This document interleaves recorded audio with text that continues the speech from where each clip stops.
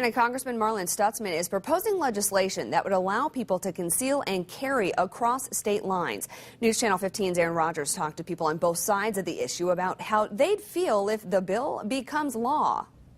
Alyssa, some people say this law goes against states' rights, but others say it's their Second Amendment right and it should count everywhere.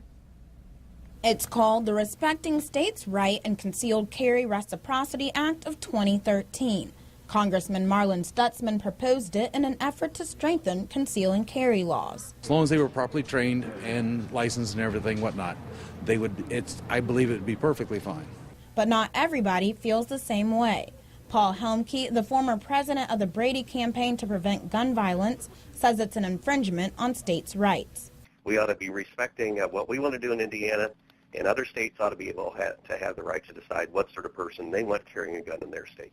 However, in a statement Representative Stutzman released, it says the legislation would not force states to get a concealed carry law if they don't have one, nor would it supersede already existing state law. And this could be a person with no training, no sense of responsibility, none of the criteria that usually you'd look for in a concealed carry permit holder. Indiana would be forced to recognize that person's permit.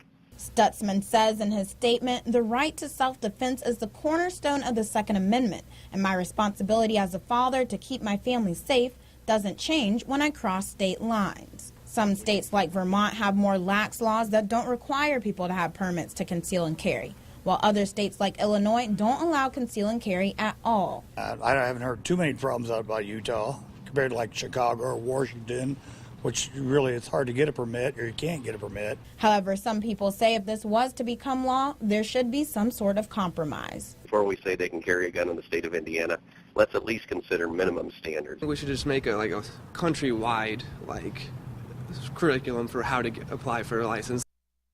There are states that already do honor permits from other states, Indiana being one of them, but this law would make it so every state and Washington, D.C. would have to as well. Alyssa?